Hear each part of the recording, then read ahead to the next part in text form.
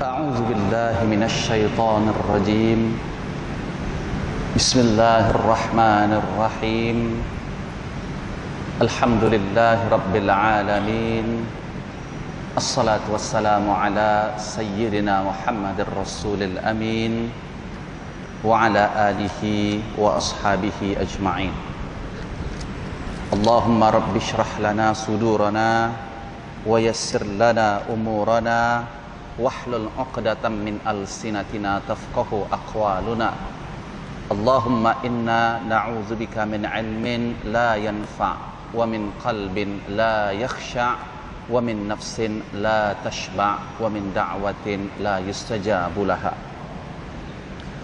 قال الله تعالى في القرآن العظيم أعوذ بالله من الشيطان الرجيم يا أيها الذين آمنوا اتقوا الله حق تقاته ولا تموتن إلا وأنتم مسلمون صدق الله العظيم وقال النبي صلى الله عليه وسلم من خرج في طلب العلم وهو في سبيل الله حتى يرجع أو كما قال An-Nabiy sallallahu alaihi wasallam. Yang saya muliakan Tuan Imam Masjid Al-Bukhari hafizakallah, dan yang saya muliakan ahli jawatan kuasa, para asatidz wal ustadzat a'azzakumullah jami'an, dan juga yang saya muliakan serta saya hormati tuan-tuan dan puan-puan muslimin dan muslimat rahimakumullah taala jami'an. Alhamdulillah, puji syukur kita panjatkan kehadirat Allah Subhanahu wa taala, yang mana pada malam hari ini kita masih lagi diberi peluang serta kesempatan oleh Allah Subhanahu wa taala untuk dapat hadir ke rumahnya, khususnya melaksanakan salat fardhu maghrib secara berjamaah. Dan bukan hanya itu, kita juga diberikan taufik serta hidayah oleh Allah Subhanahu wa taala, hati yang nak hadir serta berada di dalam majlis ilmu. Dan sudah tentu siapa sahaja kalau mengaku beriman kepada Allah dan juga hari akhirat, tentu setiap kita kalau ditanya nak tak masuk syurga dengan mudah, pasti jawabannya ya, semua nak. Satu di antara jalan agar kita dimudahkan oleh Allah untuk menuju ke syurganya adalah dengan menuntut ilmu. Hal ini berdasarkan apa yang disampaikan oleh Rasulullah sallallahu alaihi wasallam, man salaka tariqan yaltamisu fihi ilman sahhalallahu lahu tariqan ilal jannah atau kama qala. Sesiapa yang berada di jalan untuk mencari satu ilmu yang dimaksud adalah ilmu yang bermanfaat, dan ilmu yang bermanfaat maksudnya di antara ahli al-ilmu. Al-Imam Al-Ghazali mentafsirkan ilmu yang bermanfaat ini adalah ilmu yang menjadikan hamba itu kenal siapa Allah, ilmu yang menyebabkan hamba itu tadi semakin takut kepada Allah, ilmu yang menyebabkan hamba ini tadi cinta kepada akhirat dan tidak mengutamakan dunia, ilmu yang dapat mengajarkan, yang dapat memberikan peringatan kepada seseorang tadi bagaimanakah tipu daya serta langkah-langkah syaitan yang senantiasa ingin menyesatkan dan membinasakan Adam dan juga anak cucunya. Jadi menuntut ilmu merupakan satu di antara jalan agar kita dimudahkan oleh Allah menuju ke syurganya. Amin ya rabbal alamin.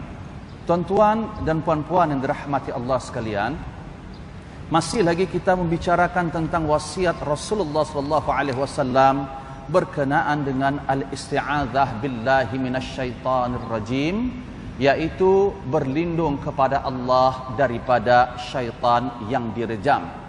Dan sebelumnya juga sudah kita selesaikan, sudah kita bicarakan 10 pintu laluan bagi syaitan untuk menyesatkan anak Adam. Kemudian belum lagi kita habiskan, yaitu perbualan yang berlangsung di antara iblis dan juga para nabi-nabi yang diutus oleh Allah Subhanahu wa taala. Maknanya tuan-tuan dan puan-puan dirahmati Allah, sebelum ini, yaitu pada masa nabi-nabi terdahulu, ada rupanya berlaku perbualan di antara nabi-nabi dan juga iblis.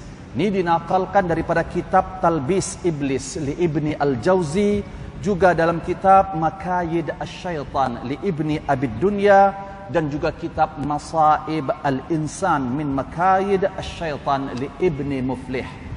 3 kitab ini menceritakan bahawa pernah berlaku perbualan di antara iblis dan juga para nabi. Perbualan ini bukan hanya setakat bercakap atau berbual sahaja, melainkan terdapat di dalamnya pengajaran dan juga pelajaran khususnya untuk kehidupan kita agar kita selamat. Adapun yang pertama yang sudah kita bincang dulu, perbualan iblis bersama dengan Nabi Nuh alaihi salam. Yang mana pada saat itu Nabi Nuh ketika dia menghentikan kapalnya daripada ketika mereka berjumpa pantai dan meletakkan sau ataupun menghentikan kapalnya tadi ataupun bahtera tersebut, maka pada saat itu Allah tunjukkan kepada Nabi Nuh iblis. Kemudian Nuh pun mengatakan kepada iblis, ahlaktan nas gharaku min ajlik. Wahai iblis, engkau telah membinasakan manusia ini disebabkan engkau ramai sekali, bahkan majoriti daripada umatku, kata Nabi Nuh, mereka tenggelam di dalam lautan dan taufan yang diberikan oleh Allah Subhanahu wa taala. Kemudian fama ta'muruni qala tatub. Iblis bertanya kepada Nabi Nuh, jadi kalau memanglah saya yang menyesatkan manusia, memang itu adalah kerja saya, itu adalah janji saya, kata iblis. Apa yang kamu nak daripada aku sekarang, kata iblis kepada Nabi Nuh. Jadi dia tanya kepada Nabi Nuh, baiklah, apa yang kamu nak suruh aku buat ni? Biar aku buat, biar aku lakukan. Maka kata Nabi Nuh, tatub, bertaubatlah engkau kepada Allah Subhanahu wa taala. Maka iblis pun heran, bertanya kepada Nabi Nuh, halli min taubah? Wahai Nuh, adakah pintu taubat bagiku? Masih adakah lagi pintu taubat yang diberikan oleh Allah kepadaku ini? Kata iblis kepada Nabi Nuh. Maka baik, kalau memang perkara itu ada, coba sekarang kamu berdoa kepada Tuhanmu, berdoa kepada Allah Subhanahu wa taala. Betul tak masih ada pintu taubat bagiku? Maka pada saat itu Nabi Nuh pun berdoa kepada Allah Subhanahu wa taala, sehingga Allah wahyukan kepada Nabi Nuh bahawa ada lagi peluang taubat bagi iblis, kata Allah melalui wahyu kepada Nabi Nuh, dengan syarat taubatnya kuterima, kata Allah Subhanahu wa taala, an yasjud liqabri Adam. Hendaklah iblis ni tadi sujud ke atas kubur Adam, kata Allah Subhanahu wa taala. Maka Nabi Nuh pun sampaikan perkara tersebut kepada iblis tadi. Maka iblis tadi pun dalam keadaan geram sambil agak marah. Apa dia katakan kepada Nabi Nuh? Untuk pengetahuanmu wahai Nuh, ana lam asjud lahu hayyan, fakaifa asjud lahu mayyitan. Aku sekali-kali tidak nak sujud kepada Adam tu masa dia hidup. Maknanya semasa dia hidup saja aku diperintahkan oleh Allah tak nak sujud kepadanya. Allah perintahkan aku sujud kepada Adam, aku tolak, aku tak mau. Konon lagi kalau dia sudah meninggal dunia, lagilah aku tak mau sujud, kata iblis kepada Nabi Nuh. Jadi satu di antara pengajaran dapat kita ambil daripada perbualan ini, bahayanya sesiapa yang memiliki sifat takabur, sifat hasad, sifat ego, sifat sombong. Karena sombong serta hasad Ini merupakan dua sifat yang tercela yang menyebabkan iblis dihalau oleh Allah, bukan hanya daripada syurga tetapi juga dihalau oleh Allah daripada rahmat dan ampunannya. Apa kata Rasulullah sallallahu alaihi wasallam dalam satu hadis yang sahih? Saya nakalkan daripada hadis ini daripada tafsir Ibn Katsir. Yuhsyar al-mutakabbirun yaumal qiyamah kamathali adz-dzur ala suratil insan atau suratil nas. Nanti pada hari kiamat akan dikumpulkan di padang mahsyar hamba-hamba Allah ni yang sombong dan juga yang angkuh. Dulu pernah kita sampaikan ada 7 penyebab manusia itu menjadi sombong, kata Imam Ghazali dalam kitab Maraqi al-Ubudiyah. Di antara penyebab manusia ini menjadi sombong, ilmu yang dia miliki, ibadah yang dia kerjakan, ini boleh menyebabkan dia sombong. Bangsa, suku, keturunan, ini boleh menyebabkan manusia itu sombong. Rupa paras, ini boleh menyebabkan manusia itu sombong. Harta, pangkat, serta followers, orang-orang yang mengikutnya. Contohnya, seorang tok guru memiliki ramai murid. Ini boleh menyebabkan hati guru itu tadi ujub dan sombong. Wal'iyadzubillah min dzalik. Jadi, orang yang sombong, kata Rasulullah, nanti akan dikumpulkan, dihimpun oleh Allah pada hari kiamat di padang mahsyar, yang mana bentuknya bentuk manusia, tetapi saiznya amatlah halus dan kecil. Maknanya, keadaan pada saat itu terbalik. Dulu di dunia, dia rasa besar, dia rasa tinggi, dia rasa hebat di hadapan manusia. Manusia yang lain di hadapan dia kecil semua. Rupanya pada hari akhirat ditebalikkan keadaan itu. Bentuk dia betul-betul dihaluskan oleh Allah. Ada di antara ulama hadis mengatakan halus dan kecilnya saiz orang yang sombong ini seperti semut merah. Ada yang kata seperti biji zarrah. Wa may ya'mal mithqala dzarratin khairan yara. Sebesar biji zarrah. Maknanya pada saat manusia dikumpulkan di padang mahsyar, termasuk orang-orang yang sombong yang bersaiz kecil ini tadi, jadi orang-orang yang besar ini tadi tak nampak. Orang-orang yang sombong yang halus tuh. Jadi orang-orang ini tadi yang sombong tadi akan dapat dipijak-pijak oleh kumpulan makhluk yang nanti berhimpun di padang mahsyar. Dan bukan hanya itu, orang yang sombong ini juga kata Rasulullah SAW, ulqiya finnar wasijn, akan dicampakkan oleh Allah ke dalam neraka, bukan neraka biasa-biasa, neraka jahanam. Rupanya di dalam neraka jahanam tersebut, tuan-tuan dan puan-puan, ada disediakan Allah satu tempat, kalau kita bahasakan bahasa kita, seperti penjara. Tempat yang begitu sempit, menakutkan dan gelap. Nama penjara ini, kata Rasulullah, Bulas. Disitulah akan ditempatkan orang-orang yang takabur dan yang sombong di dunia ini. Dan Bulas ini, penjara ini, tempatnya berada di bawah neraka jahanam. Tak cukup ianya dihemban, diletakkan di dalam penjara bernama Bulas dalam api neraka sahaja, yaitu neraka jahanam, melainkan pada saat ia dipenjara dalam Bulas itu tadi, akan mengalir ke atas tubuh badan orang-orang yang sombong ni. Apa dia? Yaitu nanah serta darah daripada ahli neraka. Wal'iyadzubillah min dzalik. Ini satu pengajaran perbualan iblis dengan Nuh, maknanya kesombongan ini dapat menyebabkan malapetaka bagi dunia dan akhirat seorang hamba. Yang kedua, perbualan yang berlaku kepada Nabi Musa alaihi salam, yang mana pada saat itu iblis mengatakan kepada Nabi Musa, innalaka alayya haqqan. Musa, karena dulu engkau pernah memohon kepada Allah agar ada diberikan peluang bagiku untuk bertaubat, maka aku berikan engkau 3 balasan. Maknanya ada beberapa balasan yang akan kuberikan kepadamu. Balasan tersebut adalah fadhkurni 'inda thalath la uhlikuka. Ingatlah aku, kata iblis, di 3 tempat ini, di 3 waktu dan keadaan ini.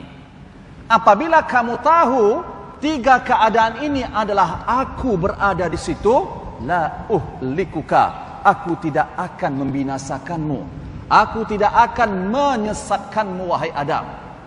Yang pertama apa? Udhkurni hina taghdab. Ingatlah aku pada saat engkau marah.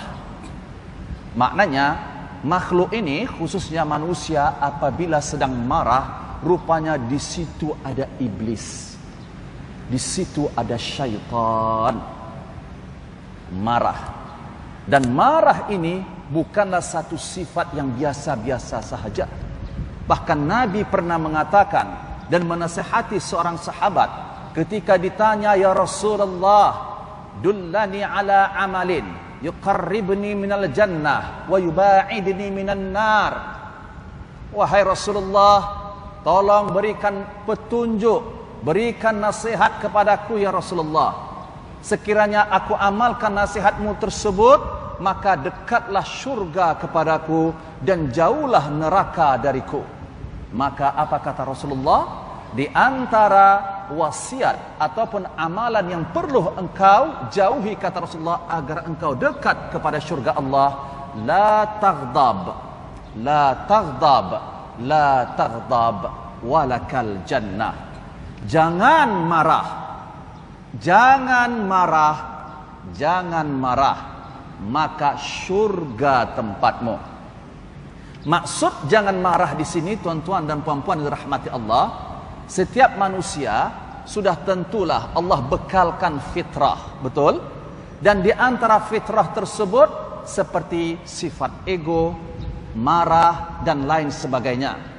Jadi yang Rasulullah maksud di sini jangan marah, kawal dirimu pada saat kamu marah, itu maksudnya. Karena tak mungkin kita dapat hilangkan sifat marah nih, karena kita manusia. Manusia dibekalkan oleh Allah hawa dan juga syahwat, nafsu. Dan juga ketika manusia ini diciptakan oleh Allah Subhanahu wa taala, satu di antara unsur penciptaan itu adalah an-nafsu al-ghadabiyah. Ada dibekalkan oleh Allah Subhanahu wa taala kepada manusia ini ruh yang marah, ruh yang ego. Jadi maksud di sini ketika kita marah, pada saat kita diuji dengan satu ujian yang menyebabkan kita emosi, yang menyebabkan kita marah, yang menyebabkan gelap dunia ini, maka kata Rasulullah, ingat, ketika kau marah tuh, disitulah aku ada. Kontrol. Dan dalam hadis yang lain Rasulullah mengatakan, laisa syadid bisra', bukanlah orang yang kuat di sisi Allah mereka yang hebat bertinju, bergulat, tetapi wa innamas syadid alladhi yumsik nafsahu 'indal ghadab. Orang yang kuat di sisi Allah adalah, kata Rasulullah, sesiapa yang mampu menahan dan mengontrol diri dia ketika dia marah. Inilah orang yang paling kuat di sisi Allah. Jadi kata iblis, ingat aku, yang pertama adalah ketika engkau marah. Kenapa? Karena pada saat engkau marah, fa inna wajhi fi wajhika, wajahku, mukaku adalah di mukamu, wa aini fi ainika, mataku terdapat di matamu, wa ajri minka majrad dam, dan aku mengalir di tempat pembuluh darahmu mengalir.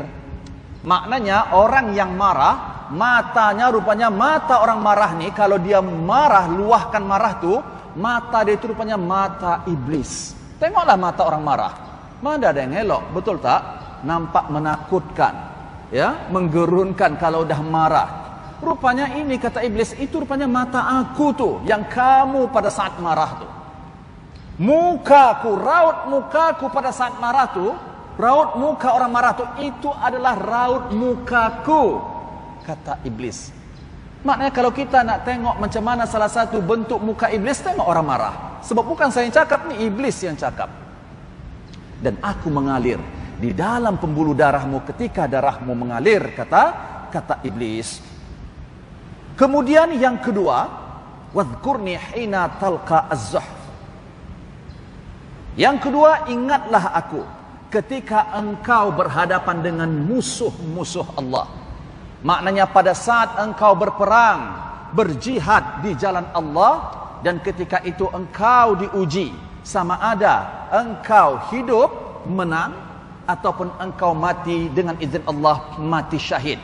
Jadi maksud iblis di sini, pada saat engkau berperang, siapa sahaja anak Adam ni, umat Islam ni, yang berjihad di jalan Allah, khususnya dengan senjata, atau berjihad kalau kita takwilkan seperti menuntut ilmu, jihad akhirat, maka pada saat mereka berjihad ini, kata iblis, aku akan ingatkan mereka kepada keluarganya. Akan kuingatkan dia dengan istrinya, akan kuingatkan dia dengan anaknya, sehingga hibah hatinya, sehingga luluh hatinya, tak jadi dia berperang di jalan Allah. Jadi yang kedua, kata iblis, ingat aku pada saat engkau berjihad di jalan Allah, khususnya berperang ketika menghadapi musuh-musuh Allah, maka akan kurasuki perasaan takut dan pengecut di dalam dirimu. Dan penyebab takut tersebut adalah pada saat itu kuingatkan di dalam dirimu, di dalam fikiranmu, orang yang nak berperang tadi, istrimu akan menjadi janda, anakmu akan menjadi yatim, harta bendamu akan habis, dan lain sebagainya. Maka pada saat itu terpengaruhlah orang tadi, dan ia tidak jadi berjihad di jalan Allah. Ingat, dua, berjihad. Dan termasuk kalimat jihad ini juga nih, kita yang sedang menuntut ilmu nih. Karena Rasulullah mengatakan, man kharaja fi talabil ilmi wa huwa fi sabilillah hatta yarji'a. Sesiapa yang keluar daripada tempat tinggal dan rumahnya, tujuan dia adalah untuk menuntut ilmu, maka ia berada di jalan Allah, berjihad di jalan Allah, sampailah dia balik ke rumahnya. Subhanallah. Jadi orang yang khususnya kalau kita malam hari ini menuntut ilmu, tiba-tiba dalam perjalanan menuntut ilmu, Allah sampaikan dah ajal kita, wafat kita pada saat kita menuntut ilmu tu, atau balik daripada majlis ilmu tu. Subhanallah. Maka kita, kata ulama, tergolong orang-orang yang mati syahid, syahid akhirat. Karena syahid ini juga banyak kategorinya. Ada syahid dunia, ada syahid akhirat, ada syahid dunia dan akhirat. Jadi syahid dunia akhirat ni, ini yang tidak perlu dimandikan jenazahnya dan lain sebagainya. Dan dia dikafankan dengan pakaian yang penuh dengan berlumur darah tu. Jadi orang yang menuntut ilmu tadi, ia kategori syahid akhirat. Maknanya kalau dia meninggal dunia, tetap dimandikan, dikafankan, disolatkan, serta dikebumikan. Tapi pahala yang dia dapat di sisi Allah adalah pahala seperti orang yang mati syahid. Kemudian yang ketiga, kata iblis, ingatlah pesanku yang ketiga ini, iyyaka an tujalis imra'atan laysat bizati mahram. Janganlah sekali-kali engkau duduk dengan mana-mana perempuan yang bukan mahrammu. Mahram, tuan-tuan dan puan-puan rahmati Allah, keluarga, adik-beradik, sepupu sepapat. Ingat, jangan terlepas, jangan lupa diri bahwa mereka keluarga ini tadi ada keluarga yang hadnya sebagai mahram kita, ada yang bukan mahram kita. Kalau orang lain confirm dah, Ini adik-beradik sepupu sepapat pun, ingat, mereka ada yang bukan mahram kita. Karena kita menganggap dia adik sepupu kita, keluarga kita, dan ia pada hakikatnya dalam syariat bukan mahramnya. Nih, hati-hati. Na'udzubillah min dzalik. Jadi pesan iblis yang ketiga kepada Musa, jangan sekali-kali engkau duduk berdekatan dengan perempuan yang bukan mahrammu. Apakah perempuan itu ajnabiyah yang sama sekali tidak ada kena mengena dengan nasab keturunanmu, ataupun perempuan yang ada kena mengena dengan nasab keturunanmu tetapi dia bukan daripada mahrammu. Makna bukan mahram ini boleh engkau kahwini, itu maksudnya. Yang boleh engkau kahwini. Jadi tuan-tuan, puan-puan, khususnya pada saat berkumpul keluarga, jadi jangan senang-senang. Anak kita laki-laki, dia bawa contohnya anak saudara yang bukan mahram nih, keluarga tapi bukan mahram, pergi berdua naik kereta. Saya adik sepupu saja pun keluarganya, tapi bukan adik kandung kan? Bukan. Adik kandung bedanya dengan dia apa? Adik kandung memang mahram dia, haram dia nikahi. Tapi yang bukan adik kandung, ini ada pembahasan ini kan di dalam ilmu fiqh. Ini saya pesan siap-siap tuan-tuan dan perempuan dirahmati Allah. Jangan hanya lihat duduk berdekatan dengan perempuan yang bukan mahram, kita hanya terbayangkan orang lain, jiran kita. Tidak, termasuk kepada keluarga kita ataupun adik-beradik sepupu sepapat kita.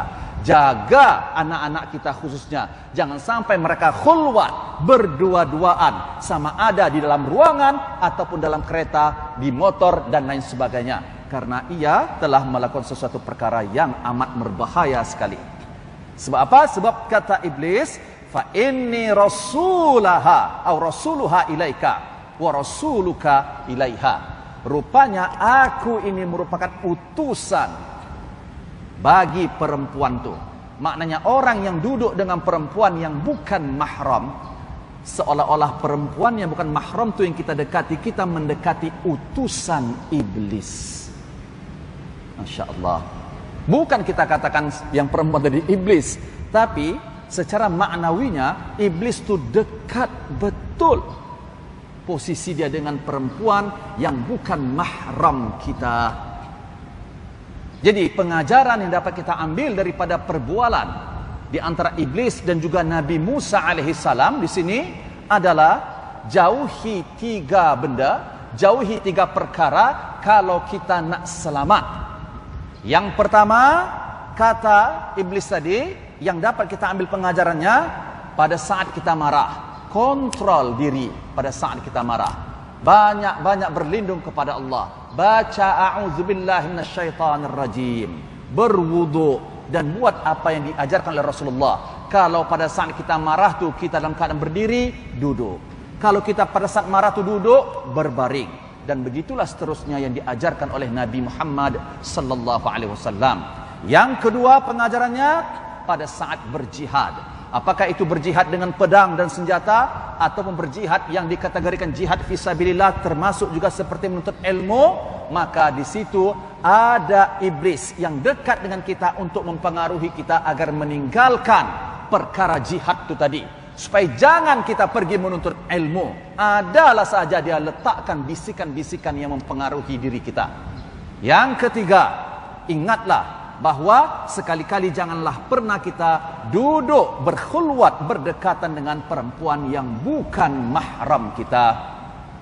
Kemudian bukan hanya kepada Nabi Musa, termasuk juga hiwar dan perbualan ini berlaku di antara iblis dan juga Nabi Isa alaihi salam.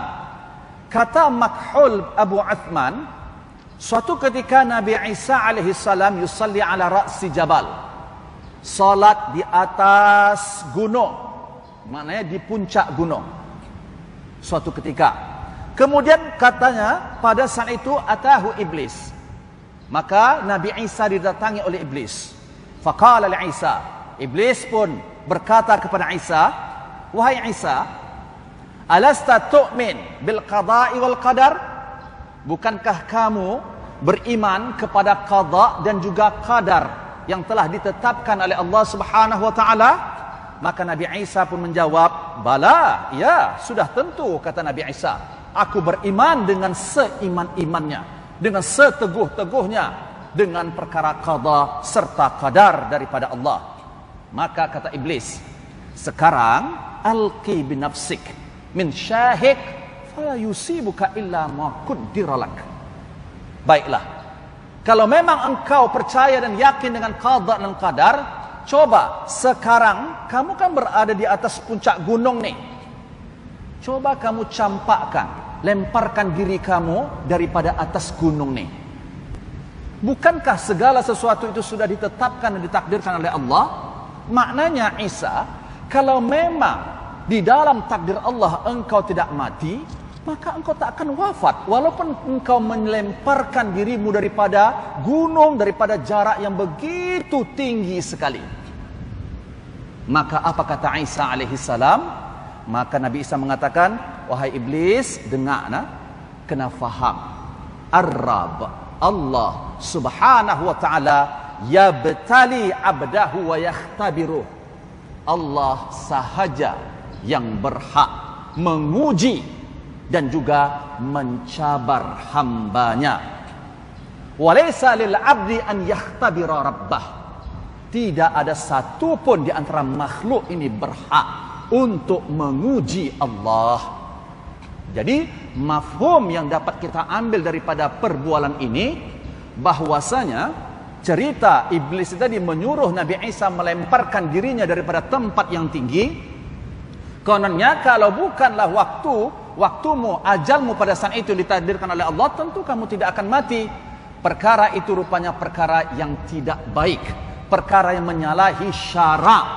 Ini sama juga seperti kita yang tak nak berubat, kita yang tak nak mengambil SOP, kita tak nak pakai mask dan lain sebagainya. Sebab dengan alasan apa? Bukankah virus ini makhluk Allah? Bukankah segala sesuatu itu sudah ditakdirkan oleh Allah? Jadi kalau memang Allah takdirkan kita nak kena, pakai mask 10 lapis pun kena.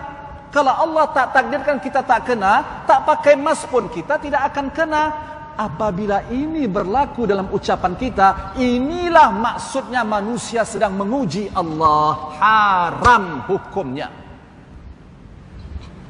Tidak layak dan tidak berhak kita nak tahu apa natijahnya, mati ataupun hidup. Tetapi di dunia ini secara tabiatnya Allah telah mengajarkan dan menyuruh kepada kita untuk mengambil sebab. Tetapi juga di dalam Islam kita diajarkan untuk tidak sekali-kali mentuhankan sebab. Sebab ini merupakan makhluk Allah yang dulu selalu kita ulang dan kita bahas. Obat wajib kita ambil. Semua perkara-perkara yang baik, sebab-sebab yang mendatangkan kebaikan wajib kita ambil. Tetapi kita tidak bersendar dengan sebab tersebut. Hati-hati tuan-tuan dan puan-puan dirahmati Allah. Ketika anda mengeluarkan satu statement yang tidak ada dalil, apatah lagi statement kita tu bertentangan dengan syariat Allah. Bayangkan yang kita tadi keras kepala, degil, sombong, tiba-tiba pada saat kita keras kepala tidak mahu mendengar arahan dan juga nasihat daripada orang yang pakar di bidangnya, dan tiba-tiba pada saat itu kita memang pembawa dan menjangkitkan kepada orang lain, dan dengan izin Allah sebab kita ni tadi pula orang lain ini berjangkit sampai di stage 5, dan dengan izin Allah dia meninggal dunia. Subhanallah, man qatalan nas faka'annama qatalan nasa jami'a. Kata Allah, sesiapa yang membunuh satu nyawa manusia, maka dia seolah-olah telah membunuh seluruh manusia yang ada di muka bumi ini. Saya mohon maaf saya bicara seperti ini supaya kita faham, tuan-tuan. Ya, berani dengan ikhtiar ini tidak sama. Berani tanpa sebab, itu maksudnya, ya. Berani tanpa sebab dengan ikhtiar. Karena kalau ikhtiar, mesti dia melakukan sesuatu itu dengan sebab. Dan apabila dia sudah ambil, dia lakukan sebab tersebut, fatawakkal 'ala Allah. Dia berserah kepada kepada Allah Subhanahu wa ta'ala. Dan jangan pernah sekali-kali, yang pernah saya sampaikan dulu, Anda meletakkan keselamatan saya dan diri Anda pada emas yang kita pakai ini. Demi Allah, tidak ada yang dapat memberikan keselamatan kecuali Allah sahaja. La haula wala quwwata illa billah. Iyyaka na'budu wa iyyaka nasta'in. Dan Rasulullah mengatakan, idza sa'alta fas'alillah wa idza sta'anta fasta'in billah. Apabila kamu nak minta pertolongan daripada Allah, apabila kamu nak meminta keselamatan, mintalah pertolongan dan keselamatan hanya kepada siapa? Hanya kepada Allah yang Esa. Dan juga seterusnya, tuan-tuan dan puan-puan dirahmati Allah, bukan hanya kepada Nabi Isa sahaja. Rupanya perbualan ini juga pernah berlaku kepada Nabi Allah yang bernama Yahya bin Zakaria alaihi wassalam. Iblis juga pernah berbual bersama Nabi Yahya bin Zakaria alaihi wassalam. Suatu ketika, laqad zahara lahu fara'a alaihi ma'alik min kulli syai'. Diriwayatkan bahwa suatu ketika iblis tadi menunjukkan rupanya kepada Nabi Yahya bin Zakaria. Tetapi rupa bentuk iblis ini tadi, jasad dia ini tadi dipenuhi dengan ma'alik. Ma'alik ni adalah tangkai. Kalau bunga ada tangkai-tangkai, kan banyak kan bunga tu, tangkai-tangkai dia. Macam itulah dipenuhi badan iblis tu, penuh dengan tangkai.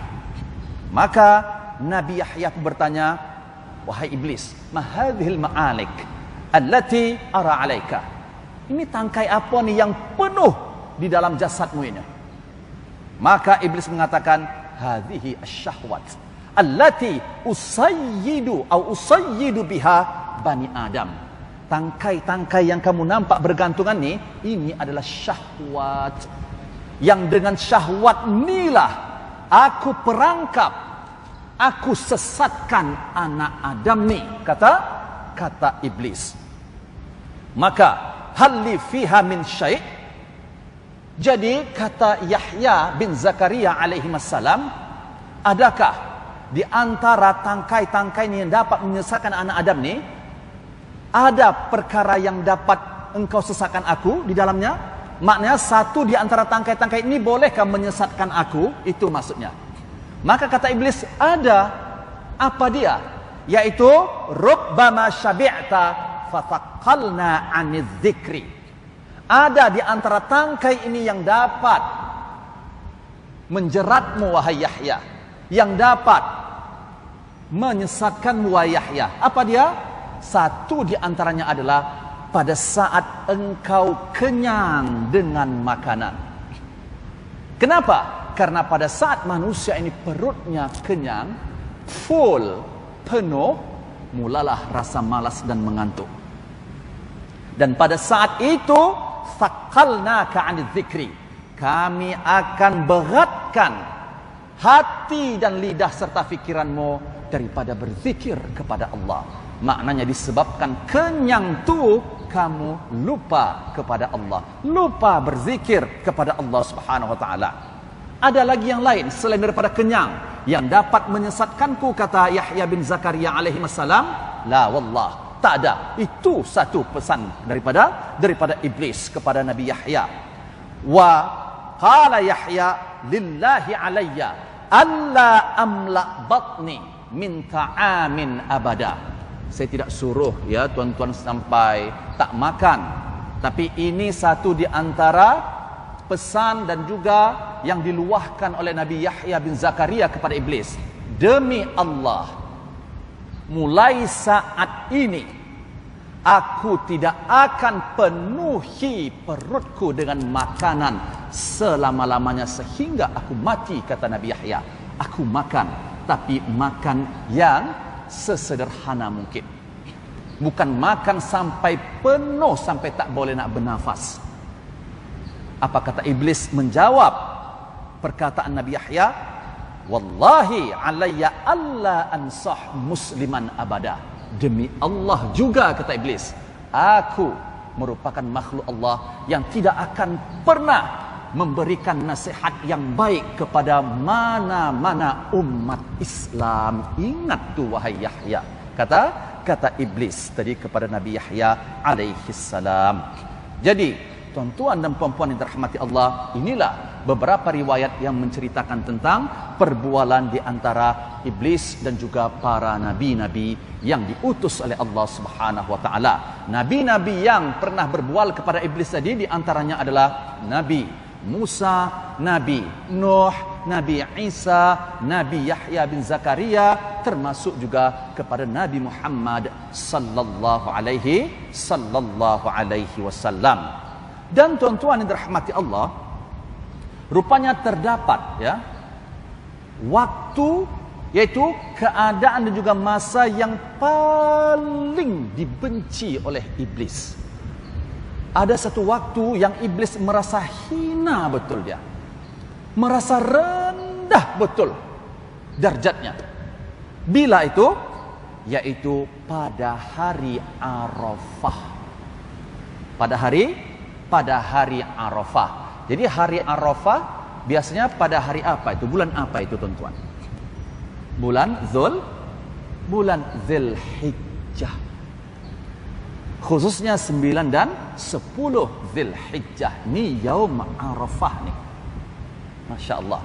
Rupanya hari ini adalah hari yang paling hina bagi iblis. Ini berdasarkan apa yang disampaikan oleh Rasulullah SAW. Ini riwayat Imam Malik dalam kitab Muwatta. Apa kata Rasulullah? Ma ru'iya asy-syaitan yauman huwa asghar fihi wala ahqar wala adhar wala aghyadh minhu fi yaum Arafah. Tidak ada hari yang pada saat itu iblis dalam keadaan begitu hina dan rendah. Bila kata Rasulullah? Fi yaum Arafah, pada hari Arafah. Subhanallah. Dan yang pernah berlaku dulu, hari yang paling ditakuti kalau hari Arafah adalah hari yang paling hina bagi iblis, rupanya hari yang paling gerun sekali, takut sekali iblis bila pada waktu berlakunya peperangan Badar. Ini boleh anda rujuk dalam surah Al-Anfal, yaitu dalam Al-Quran ayat yang ke-48 surah Al-Anfal. Di situ iblis Allah rakamkan menyatakan betapa dia takut sekali kepada Allah. Sebab pada saat perang Badar tu Allah utus Jibril dan juga malaikat untuk bersama-sama dengan umat Islam memerangi orang-orang kafir. Pada saat itu iblis pun mengatakan, aku takut kepada Allah dan aku melepaskan diri daripada kamu semua. Inilah iblis. Di dunia, di akhirat pun nanti dia kata macam tu. Jadi keadaan, rupanya ada satu keadaan, maknanya dalam satu ibadah yang sampai hari ini, bahkan sampai hari kiamat, kalau kita buat, iblis menangis. Iblis sangat-sangat sedih. Iblis kalau dia berjaya menyesatkan kita, dia gelak tak? Maka kita pun nak buat dia menangis. Macam mana dia gelakkan kita? Apa cara kita jadikan supaya iblis ini menangis? Sujud at-tilawah. Khususnya setiap subuh Jumaat yang kita baca surah As-Sajadah atau surah-surah yang disunnahkan, kalau kita sampai membacanya, kita disunnahkan untuk sujud tilawah ni tadi. Ini adalah keadaan di mana iblis sangat-sangat sedih karena dia teringat umira ibnu Adam an yasjud fasajada falahul jannah wa umirtu an asjud li Adam fa abaitu faliya an-nar. Anak Adam ketika diperintahkan oleh Allah sujud, baca saja ayat yang ada surah Sajadah atau tilawah, mereka sujud, maka syurga bagi mereka, kata iblis. Tapi aku ketika Allah perintahkan untuk sujud kepada Adam, aku tak mau, maka neraka tempatku. Ni sengsaranya iblis melihat orang yang sujud tilawah. Subhanallah. Termasuk juga sujud di dalam dalam salat yang kita lakukan sehari-hari insyaallah. Wallahu alam bissawab. Dan pada pertemuan berikutnya tuan-tuan, ini yang paling penting sekali, bagaimana cara kita menghadapi was-was, tipu daya iblis, dan bagaimana cara kita mengalahkan was-was serta tipu daya iblis ni, insyaallah akan kita bincang pada pertemuan berikutnya. Wallahu a'lam bissawab. Kita baca kafaraat al-majlis. Bismillahirrahmanirrahim. Subhanakallahumma wa bihamdik, asyhadu an la ilaha illa anta, astaghfiruka wa atubu ilaik. A'udzu billahi minasyaitonir rajim. Bismillahirrahmanirrahim. Alhamdulillahi rabbil alamin. Assalatu wassalamu ala asyrafil anbiya'i wal mursalin wa ala alihi wa ashabihi ajma'in. Allahumma ighfir lana dhunubana wa liwalidina warhamhum kama rabbawna shighara. Allahumma rabbana zidna uluman wa tanfa'una fid din wad dunya wal akhirah. Allahumma ya muqallib al qulub, thabbit qulubana ala dinik wa ta'atik ya rabbal alamin. Allahumma khtim lana bihusnil khatimah ولا تختم علينا بسوء الخاتمة. ربنا آتنا في الدنيا حسنة وفي الآخرة حسنة وقنا عذاب النار. وصلى الله على سيدنا محمد وعلى آله وأصحابه أجمعين والحمد لله رب العالمين. السلام عليكم ورحمة الله وبركاته.